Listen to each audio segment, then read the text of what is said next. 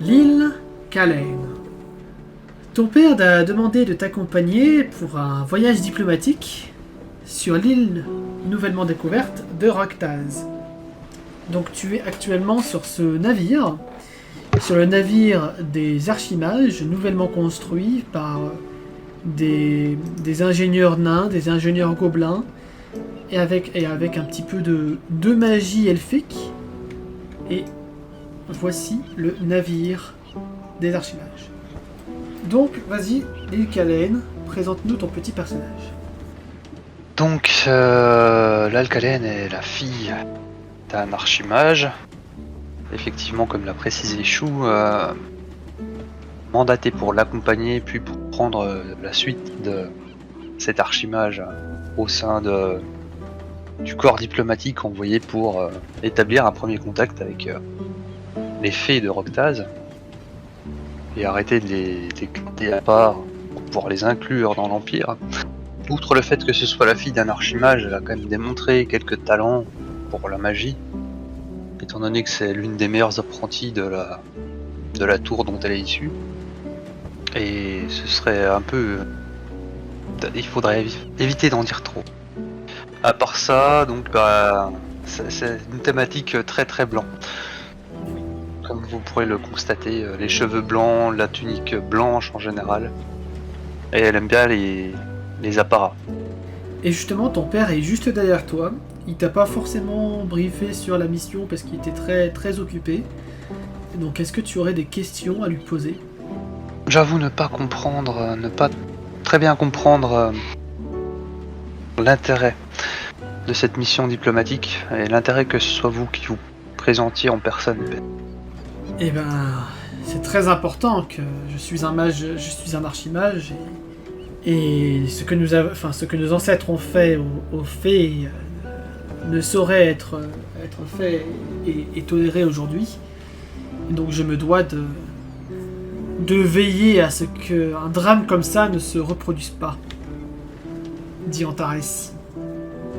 Vous savez que je manque de confiance par rapport à l'ampleur de la tâche qui m'attend. Je suis sûr que tu y arriveras sans souci. Tu as juste à garder un œil sur le fils de cet empereur. Puis là, lui il me voit pas, mais à ce moment-là je hausse les sourcils, un air un peu agacé quoi. Et il va rajouter et à veiller à ce que le mariage se passe bien. Certes. Bon, vous me connaissez, je ferai de toute façon de mon mieux. Mais oui, je suis sûr que tu seras parfaite. Et là il te regarde en mode papa gâteau. Tu as d'autres questions ? Il y a certaines choses qu'il faut que je termine de discuter avec Maître Paven. Non, ce sera tout. Merci père. Donc tu vois qu'il va se diriger vers Maître Paven et Solaria. Oui, la mage primordiale des elfes est venue. C'est pas dans ses habitudes de se déplacer. Mais Solaria s'est déplacée, donc vraiment une grande femme, bien plus grande que les humains. Elle fait bien dans les 2 mètres, 2 mètres 10. Et elle discute du coup avec Pavel, Antares et la chef des paladins, Eleanor. Enfin, Eleanor. Là, on a le capitaine du navire. Et quelques autres personnes sont aussi à bord. Est-ce que tu souhaites aller discuter avec quelques-uns ? Dirigez vers elle. Ah, il s'agit de l'archimage de la Tour de l'Air, Shantan. Il me semblait bien me rappeler d'un truc du genre, ouais. Elle était présente... Elle l'a déjà vu, non ? Ouais, elle était présente à la bataille de Transval. Elle me connaît, enfin, il y a déjà eu des présentations, vu qu'on a fait le trajet ensemble. Oui, tu la connais, en plus c'est une archimage, tu la connais très bien. Elle sait que t'es la fille d'Antares, mais pas beaucoup plus. Il semblerait que notre mission soit sur le point de commencer. Oui, nous apercevons déjà les côtes de Roctaz. Vous ne trouvez pas que c'est un peu surfait, tout ce beau monde ? Ah non, il faut les accueillir en grande pompe, vu la manière dont du coup elle va te redire la même chose, vu la manière dont nos ancêtres ont traité les fées il y a des années, je pense que c'est la moindre des choses. D'autant que la plupart des fées, de ce que j'ai compris, ne portent... on continue d'avoir une petite animosité à notre égard. Oh oui, c'est bien normal en même temps. Même si les nobles sont, même si les fées nobles sont un peu plus, disons, diplomates, leur peuple n'est pas très, ne voit pas nos échanges d'un bon œil parfois. Oui, mais enfin là, c'est quand même la plupart des archimages, si ce n'est tous les archimages qui se déplacent. Alors il y a actuellement l'archimage du coup de l'air, l'archimage de la terre, l'archimage des invocations dans Paven et l'archimage du coup des arcanes en Taris. Oui, c'est ça, c'est les arcanes. Et tu te doutes que ton oncle traîne pas loin. Est-ce que vous avez aperçu un certain Daimael? Non, je ne l'ai pas croisé. Il semblerait qu'il sache se faire discret, effectivement. Eh ben, vu ce qu'on en dit, ce n'est absolument pas étonnant. Je vais refaire une tentative pour essayer de le trouver, mais je doute qu'elle soit fructueuse. Eh ben, bonne chance. Puis du coup, l'Alcalène va repartir à l'exploration du vaisseau pour essayer de trouver Daemel. Ok. Vers où tu te diriges? Bah, de ce que j'en sais, plutôt dans la cale. Alors la cale, il y a absolument rien dedans. Il y a juste des provisions, du stockage et tout ça, personne n'est dans la cale. Oui, bah justement. Du coup, tu vas dans la cale. Voilà, c'est vraiment... il y a vraiment des provisions et des cadeaux diplomatiques de partout. Des caisses, des caisses de pierres de Varias, de pierres de nectar. Je vais plutôt me diriger vers les provisions. Ok. Et t'as dit que je connaissais sa réputation. Oui. Donc du coup, je vais plutôt aller chercher du côté des pommes. Fais-moi un jet de mental. Premier jet. Je voyais l'inverse, je pensais que c'était 86. Et le premier jet, c'est un échec. Ça passe ou pas? Avec la tiare, oui. Pardon. T'es sûr? Ah, il y a que la tiare, oui. Eh ben, tu vas entendre derrière toi... Bonjour, ma nièce. Je sursaute et je me retourne. Du moins, j'essaye de me retourner rapidement sans trébucher. Tu arrives à peu près à te remettre. Tu me cherchais? Bah, tout le monde pensait bien que tu traînais pas loin, mais a priori personne n'en était sûr. Je suis toujours là où on ne m'attend pas. Mais a priori, toi tu m'attendais. Oh, pas que moi, mais personne n'était sûr que tu étais là. Tu es peut-être plus naïf que je pensais. J'ai été à bonne école. Bonne école, ça se discute. Tu te vois vraiment qu'il est en train de manger une pomme avec délectation. Quelles sont tes intentions en participant à ce voyage, très cher oncle? Tu vois, en mangeant la pomme, il la retourne. Et tu vois le mot en elfique qui veut dire fun gravé dessus. Ok. Du coup, j'esquisse un sourire. Et puis j'ai une moue probatrice. Très bien. Essaye de ne pas rester trop loin au cas où j'aurais besoin de ton aide. Je serai toujours là pour veiller sur toi. Et puis là, du coup, c'est le sourire devient un peu plus forcé quand il commence à partir avec son rire un peu excentrique. Comme si il y avait un rappel d'un malaise qu'elle a quand même par rapport à lui. Et tu vois qu'il va s'en aller tranquillement et à un moment donné, tu ne vas plus le voir. À bientôt, cher oncle. À bientôt, Lily. Puis du coup, après cette entrevue, je vais remonter sur le pont et rester plus ou moins silencieuse, pas spécialement chercher à renouer le contact avec d'autres personnes. Très bien, donc tu vois et tu entends surtout que ça parle de leur grande mission de diplomatie à bord. Tu vois les marins qui savent faire, toujours faire en sorte que les ballons restent en hauteur. Les mages de l'air qui sont là s'il y a une fuite. Et à un moment donné, vous allez entendre un marin par là-bas qui va hurler La délégation fée arrive! Préparez-vous! Tu vas avoir du mouvement qui va se mettre sur le bateau pour faire de la place. Je peux faire une blague? Vas-y. C'est pas Chantan que t'aurais dû l'appeler, c'est but à gaz. Voilà, désolé. Et donc là, vous allez voir débarquer des fées volantes atterrir sur le vaisseau. Alors, il y en a beaucoup plus, hein, mais il y en a au moins une soixantaine qui volettent autour du vaisseau. Là, j'en mets que 4 autour, mais il faut imaginer que vraiment elles entourent le vaisseau. Bienvenue à vous, noble voyageur. Donc c'est le mec au chapeau qui dit ça. Je présente, je m'appelle Kai, Et je suis le chef des gardiens féeriques. Nous allons vous escorter jusqu'à notre empereur, histoire que tout se passe dans le meilleur, au mieux. Et donc Antares et Paven ainsi que Solaria commencent à discuter politique et diplomatie avec eux. Est-ce que toi tu les écoutes sagement ou est-ce que tu vas plutôt en arrière Je reste là où je suis en fait pour écouter ce qui se dit, ouais. Sans prendre part, mais faire quand même attention à ce qui se dit. Fais-moi un petit jet de mental. C'est bon. Ça passe. À un moment donné, tu vas sentir un picotement au niveau de ta nuque. L'atmosphère se refroidir. Tu vas sentir les sens des autres mages se mettre en alerte. Pas les miens aussi, du coup. Oui. Tous les picotements. Tu te sens un peu mal à l'aise. Tu saurais pas dire pourquoi ni comment.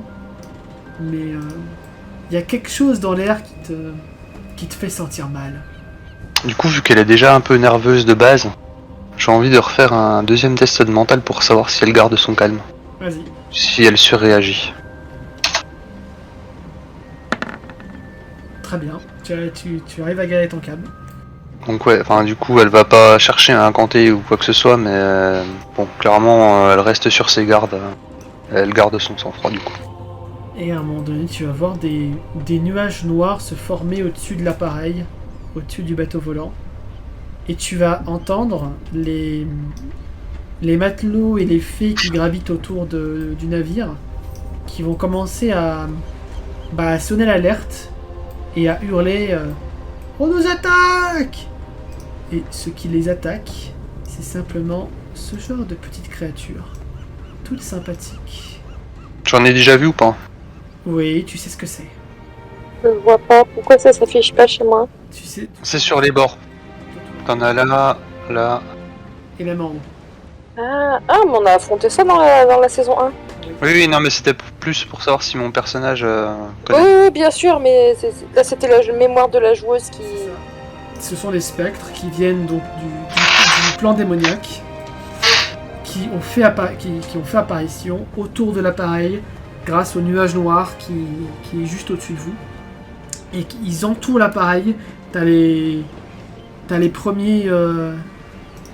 les marins qui commencent à tomber comme des mouches, littéralement. Les fées arrivent à tenir bon, mais la plupart... certaines fées n'utilisent pas de magie, du coup, c'est compliqué pour elles. Du coup, les fées résistent un petit peu, mais elles tombent aussi comme des mouches. Les gens sur le navire commencent à perdre patience. Que fais-tu ? Juste, je vais crier aux gardes... j'imagine qu'il y a des gardes physiques qui n'ont pas spécialement de magie. Les paladins sont ici, ils font office de ça. Ce sont des gardes plus ou moins classiques, ils ont juste un sort de soin. Il y a des prêtres aussi qui sont là pour plus de soins. En vrai, c'est pas vraiment une délégation armée qui est venue, c'est vraiment juste les mages, les soigneurs et quelques guerriers. Un peu. Là, on a un ici. Mais... Oui, c'est quand même équilibré et quand même assez solide, si tu veux, comme formation, c'est ça que je veux dire. Mais du coup, pour les personnes qui ne peuvent pas attaquer à distance ou à magie à distance, je vais les encourager à amener les personnes blessées, les fées blessées autour de moi, et je vais lancer un saut de régénération pour maintenir en vie les personnes blessées qui seraient... Alors, étant donné que justement tu le fais en plein combat, donc ça va te stresser un petit peu. Fais-moi ton jet de mental pour voir si ça te stresse.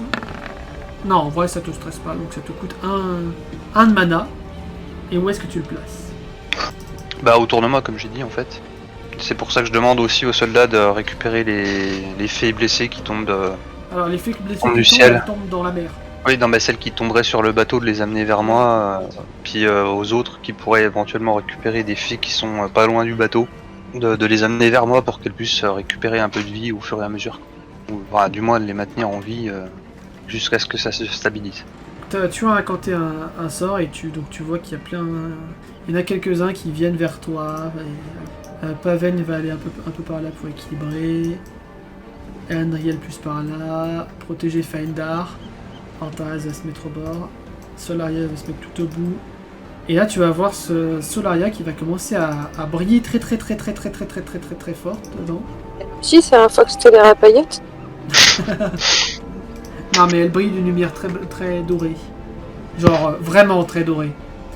C'est limite si ça vous éblouit pas un petit peu. Quoi. Parce qu'elle va remarquer qu'il y a une menace qui vous arrive droit sur vous. Un petit dragon. Ça commence à chuter, ça commence à chuter. Le dragon commence à brinque-baller le bateau dans tous les sens. Il commence à y avoir plus beaucoup de personnes sur le navire. Est-ce que tu continues à garder le seau? Ou que fais-tu? Ça commence vraiment à sentir le roussi pour ceux qui restent sur le navire. C'est-à-dire que le dragon est en train de clairement endommager le bateau, enfin le navire. Il fait des allers-retours, alors je peux mettre des effets de flamme si tu veux. Mais clairement c'est la mort, la destruction et tout ça. Ah là là là là là. Et de ce que je connais de Solaria, il y a une chance qu'elle mette hors de combat rapidement ou pas? Bah, c'est-à-dire qu'au début tu pensais que oui, mais à un moment donné tu vas t'apercevoir que il y a plusieurs dragons en fait. Et qu'un dragon pour Solaria ça aurait été facilement jouable. Trois dragons, c'est-à-dire que c'est jouable mais avec ça va prendre plus de temps quoi. Mais avec des pertes, beaucoup de pertes. Beaucoup, trop de pertes. C'est-à-dire avec tout le monde qui meurt à côté. Elle pourra juste se protéger elle-même quoi. Ok, et du coup, je vais lancer un bouclier magique sur moi. Et du coup, je vais utiliser une grande pierre de Varias. Ah non, pardon, j'ai que des petites sur moi. Je vais utiliser ma mana. Sachant qu'on n'a pas défini, mais est-ce que tu es du coup une mage qui a des tatouages sur le corps, ou est-ce que tu as mis tes pierres dans un bâton ou une baguette? Bah j'ai une pierre. Oui, t'as une pierre de droïde, mais les pierres de Varias ne se cumulent pas à la pierre de droïde. Non mais là j'utilise ma magie propre si tu veux. Ok, d'accord. Vu que de toute façon j'ai que des petites pour l'instant, je vais pas. Enfin je vais les garder. Tu utilises juste ta magie propre. Ouais. Donc pour faire un petit bouclier, si ça marche. Voilà, déjà fais ton sort. 32, Donc c'est bon. Donc, tu peux t'enlever 5 PM et te rajouter 5 points d'armure. Et je vais me rapprocher de mon père, Antares. Oui. Et attendre ses instructions. En restant assez calme. Oui, c'était vrai. Enfin, en essayant de rester assez calme. Par contre, le saut, effectivement, à partir du moment où on abandonne le navire, j'ai abandonné le maintien du saut, quoi. Oui, pour l'instant, il reste focus, mais voilà. Donc, il va te regarder un petit peu paniqué. Et en effet, il va te dire il va falloir quitter le navire, ma chérie. Tu es prête à nager? Moi, oui. Tâchons de rester en vie. Oui. Attends, je regarde juste un truc que j'oublie pas. Avant de te demander de sauter, il va te remettre un collier qui va te mettre autour du cou, où il y a une sorte de petite fiole au bout du collier, avec une sorte de graine. Tu sais que cette graine est imprégnée de magie, mais tu ne sais pas à quoi elle sert, et il n'a pas le temps de t'expliquer, et limite il te pousse à la flotte. En plus il sait que t'as raconté ton bouclier, donc... Donc c'est sauve ta vie quoi. C'est ça, sauve ta vie. Et au moment où tu tombes, où tu vas chuter dans l'eau, donc tu vois le dirigeable, et tu vois le dirigeable exploser. Mais genre totalement, il est totalement détruit. Ok. Tu ne sais pas qui a survécu ou non.